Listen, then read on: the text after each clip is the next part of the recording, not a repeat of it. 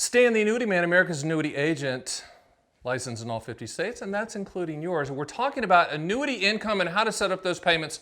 But as you all well know, we can't start anything without cleaning our hands. Right, producer? Too bad I only have one. You can't have it. So you can't touch me because I'm going to be clean, so I'm going to clean. And by the way, get your fingertips. I saw on the TV the other day, you got to get your fingertips. Get your fingertips. And right thing. And then, okay, we're going to talk about it in just a second. Hit the music.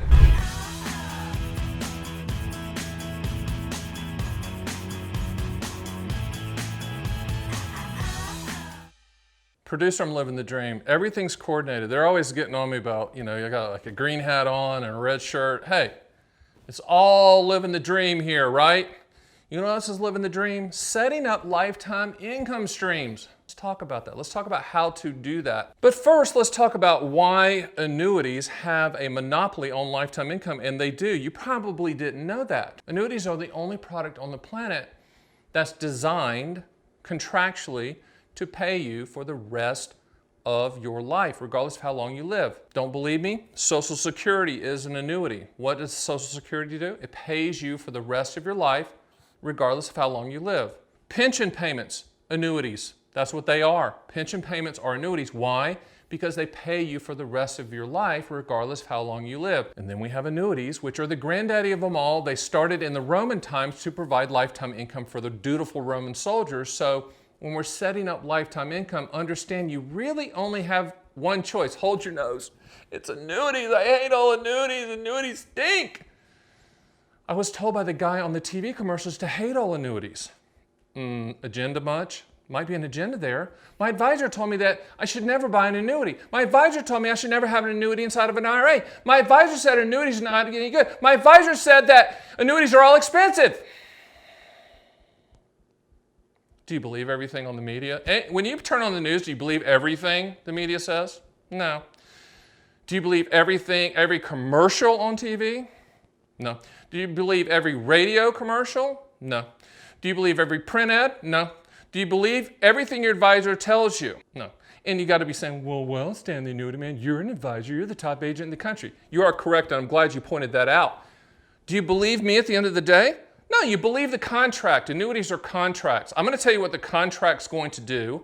I'm going to provide you the best contractual guaranteed quotes using my proprietary annuity calculators at theannuityman.com. But should you believe me? No. You believe the contract. You believe the number. You believe the carrier's number on the carrier's paper. I'm just the delivery agent for that. And that's the way you have to shop for annuities. So when you're setting up annuity contracts, you can customize. You can say, hey, I just want it on my life, or I want it on my life and my spouse's life, or I want it on my life and my child's life. I want it joint life, or I want it to pay for a specific period of time, or I want it to pay for my life and a specific period of time in case I die early. What am I trying to convey? Customize the quotes every single time, and you can tell us exactly what you want to happen. Don't just say, don't have an annuity agent or advisor say, you should buy life in 20, or you should buy life with cash refund, or you should buy life only. No. Ask yourself two questions. What do you want the money to contractually do, and when do you want those contractual guarantees to start? I'll add a third one there, which is, how do you want it structured?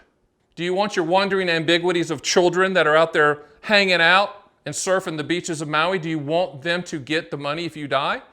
Or you say, screw that, I want the highest contractual guarantee for me. Either way works, you just have to tell us exactly how you want it to work. So living the dream is not outliving your money, right? Yeah, that's good. I should take like a magic marker and write that down. Is not outliving your money, and then it would smear and it would look like crap. But the point is this. When you're shopping for income, when you're shopping for lifetime income, understand that the payments are primarily based on your life expectancy or life expectancies. At the time you take the payment, interest rates play a secondary role. So the older you are, the higher the payments, right? Because there's less payments because you have less life expectancy, which means the payments are higher. It's really that simple. Now, the transfer of risk, you're transferring the risk to the annuity company to pay you for the rest of your life. That's cool. And the payments are coming back to you as a combination of return of principal plus interest. Immediate annuities and lifetime income guarantees, regardless of the product type, can be held in traditional IRAs, Roth IRAs, non-IRAs. The only difference is how that money is taxed coming out. Okay, so when you're quoting for lifetime income, first of all, understand the quotes are like a gallon of milk. You say, gallon of milk, what are you talking about? When you go to the store and buy a gallon of milk, okay, it's going to expire and go bad every 7 to 10 days. My grandmother used to call it, milk's gone blinky, Stan. It's blinky. I don't know what blinky means, but that's what she said, okay? Well, your quotes are going to go blinky too. Okay, so every 7 to 10 days, the market changes. And so you have to, companies are competing, it's a commodity quote. And if you say, Stan, I really like this XYZ company, they could finish first this week and they could finish 10th next week. When I go into a quote and people always say, what's your favorite immediate annuity, Stan? It's the one that provides the highest contractual guarantee for you. And I don't know who that's going to be. We're just going to shop all carriers to find out who has the highest contractual guarantee. And then we're going to send you that. And if you want to make a decision to move forward, great, we can lock that in during the application process. But you can't get a quote and then just sit back and look at the quote for 2 weeks and say, well, that's the one I want. I got a call the other day, and the markets are, they've been volatile, at the time of this taping, very volatile. And so the guy calls me up and said, Stan, we've talked in the past. You sent me the books. I've watched the videos. I listened to the podcast, all that stuff. So you sent me these quotes a couple months ago. I'm ready to move forward on them. I like that number. I like that top number. Let's do it. I'm ready to put the money in. And I had to just rain on his parade and say, I'm sorry about that, Chester, because it ain't going to work that way. And he was not happy. But reality is reality. And, I had told him that. But we always tell people, hey, this quote expires, we'll give you the expiration date. And when you get an expiration date from us, it doesn't mean you make the decision on that day. It means the carrier has to have the application there at their company in order to lock in that quote. So when setting up your income payments using annuities, I think the best way to do that is to look at your overall income floor. What's an income floor, Stan? It's not a wood floor, or else my wife would buy it, right? Of course. Income floor is this. What are the guaranteed payments that are coming in every single month that's not affected by markets or volatility or geopolitical events or politicians? What's that amount? Social Security, right? Pensions, if you're so fortunate, if you work for a union or the government or something like that, you're getting a pension. My parents were both, at the end of the day, after the basketball coaching stuff, they were teachers. They got a teacher's pension. So that's coming in. So that's part of the income floor. If you have dividend income, that's part of the income floor. If you have rental income, that's part of the income floor, right? Required minimum distributions from your IRA the traditional IRA is part of your income floor.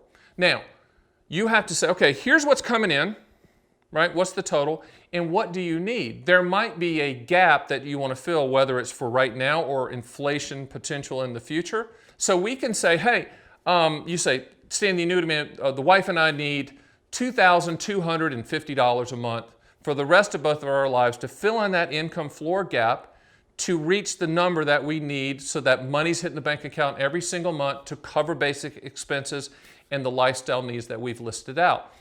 That's a really efficient way to use annuities for lifetime income, is filling in that gap for the income floor. Because one of the things I see all the time that is not good, and I try to reel people in, is people put too much money into annuities. I know you're just saying, Stan the Annuity Man, you're the number one agent in the country. The sales gods are going to shoot a lightning bolt down and kill you. That might be the case. But annuities have to be suitable and appropriate for your specific situation. The one thing that you do not want to do, and we will not let you do, is put too much money into an annuity with taking a look at your overall investable assets. And oh, by the way, the annuity industry really doesn't like you putting 50 to 60% is kind of the max. That doesn't mean you have to put it in there, but that's the max that they really like to see. They want you to have liquidity. They want you to have investments in other areas. You shouldn't go all in with annuities or any other investment for that matter. But remember the income floor example I gave you and add it all up and then tell me, hey, this is the gap we need to fill, and then we can reverse engineer the quote to find the best contractual guarantee. All right, that's a lot to take in. I would encourage you to look at this other video. I'm pointing to it. What is a lifetime income stream? I've gone through it a little bit more in detail. Well, actually just a different take on it than what I did here. So, with that being said, I need you to hit the subscribe button as this music's playing in the background. I hear it. Do you hear it? Yeah, you do. But I want to send you my books. This is what it's going to come in. These are the books. There's 6 owner's manuals. They're easy to read, easy to understand. One's on MIGAs, one's on QLACs, deferred income annuities, income riders. Let's do like a fan Can we do a fan? Look at that. It's a veritable plethora of annuity education, right? Now this is a great one though. This is kind of that midlife crisis thing, producer, and we send them in these sleeves, but look at that Game of Thrones goatee. Look at that. That's 31 years of marriage right there. No, I'm not doing that anymore, but boy, that was this. Somehow I said, you know what, let's send that out. How great is that? I know. Maybe I'll come, maybe in future videos I'll have that look and it'll scare the heck out of you. But what won't scare you is going to theannuityman.com, getting the best quotes on the planet, getting my books, and interacting with us. And by the way, if you call in, I'm answering the phone. See you next video.